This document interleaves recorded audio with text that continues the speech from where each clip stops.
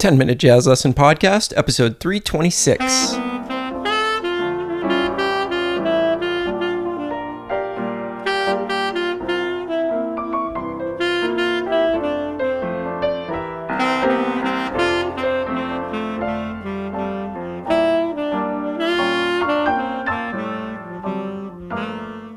Hey everybody, welcome back to episode 326 of the 10-Minute Jazz Lesson Podcast. Great to have you all back again. If you're a returning listener, welcome back. And if you're a brand new listener, welcome in. We are so glad to have you here.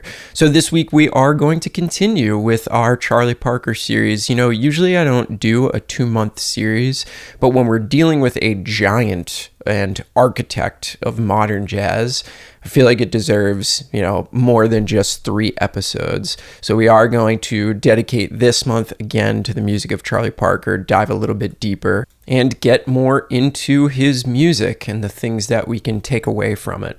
So before we jump into the show, as always, just want to remind you this is a listener-supported podcast, and the way that our listeners support us is through the Patreon platform in the form of a small monthly donation. And for that donation, you do get a PDF to every single episode, along with audio examples and all kinds of fun stuff. So if you do want to get signed up for that and get PDFs for all these episodes, you can do that by going to our website, 10minutejazzlesson.com, clicking on one of the Patreon banners, and getting yourself signed up for instant access. Wanted to give a quick shout out to some new patrons this week. Thank you to our new $5 patron, Jorg, and thank you to our new $3 patrons, Frank and Nicholas. Thank you guys so much for becoming a part of the 10-Minute Jazz Lesson family, and of course to the over 350 people we have over there supporting us. Thank you. We could not do this without you. Again, if you want to join up, 10minutejazzlesson.com, click on one of the Patreon banners, get yourself signed up today. All right, so today we're going to talk about a really important topic in the playing of Charlie Parker and one of the core tenets of bebop, and that is placing chord tones on strong beats in the measure.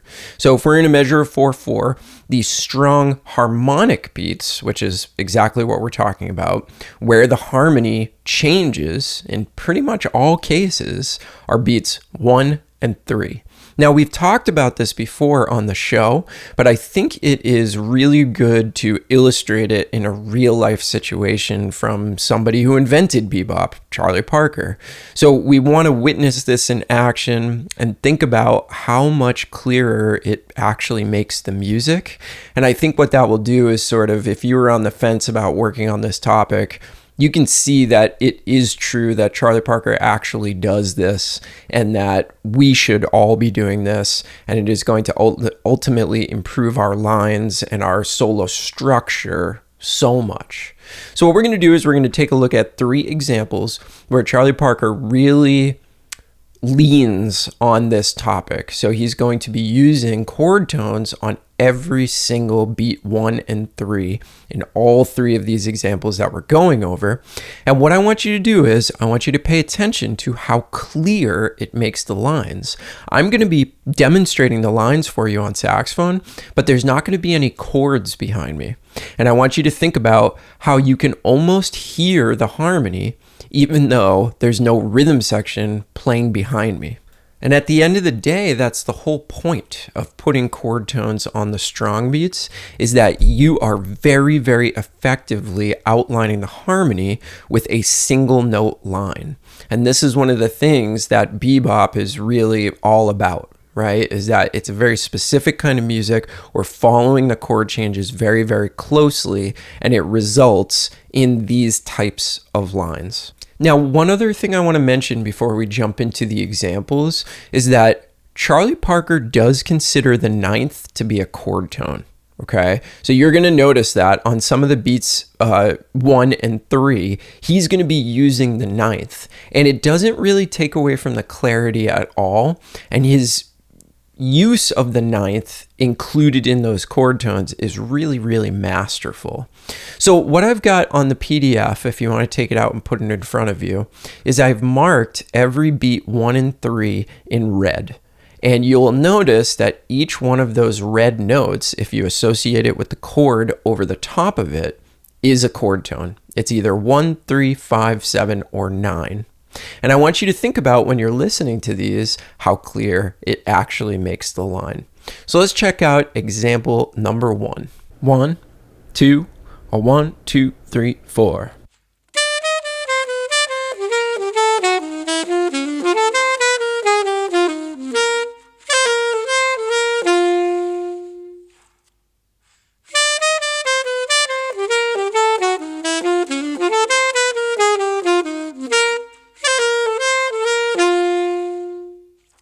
So you can hear how clearly that line comes across. And if we look at the chord changes, it's basically 1, 6, 2, 5.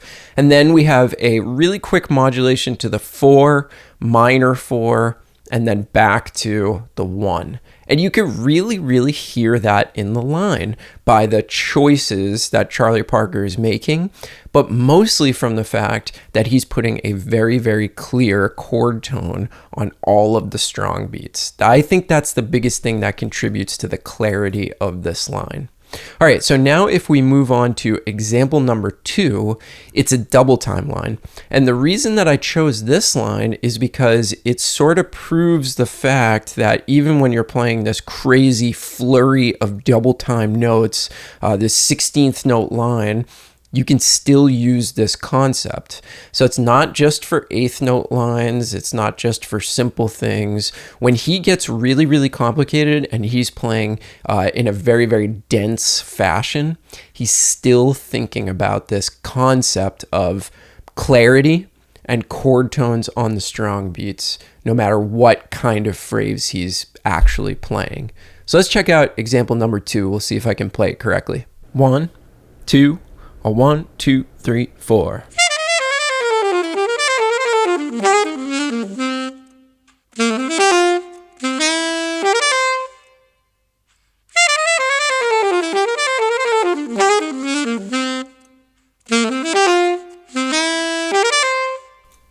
So, a lot of notes happening there. You can tell because I was struggling to play it, right? But still a very, very, very clear line. And again, the chords on this one, it's just a simple 2, 5, 1, and then another 2, 5, 1. And I love the phrasing on this too, because he gives us this flurry of notes followed by a little bit of space, then a little bit more double time, followed by some space, and then ends it with some double time as well. But look at those red notes, right? So the first one is a 7th, then it's followed by a 3rd, then a root, then a 5th, then another 5th, then he goes back to the 7th, to the 3rd, to the 5th. All chord tones. He actually doesn't even use the 9th in this particular one. But what a great line, and just goes to show you that you kind of have to be thinking about this even when you're doing a double time line. One of the things that I love about Charlie Parker is that his double time is so well thought out. It's very, very intentional, and that's something that I work on in my playing, even though it doesn't always happen. All right, so now we're going to go to the third and final example, and this one's a lot shorter, and it's, again, a lot more simple, but it still demonstrates this exact topic that we're talking about. So here's example number 3. 1, 2, a 1, 2, 3, 4.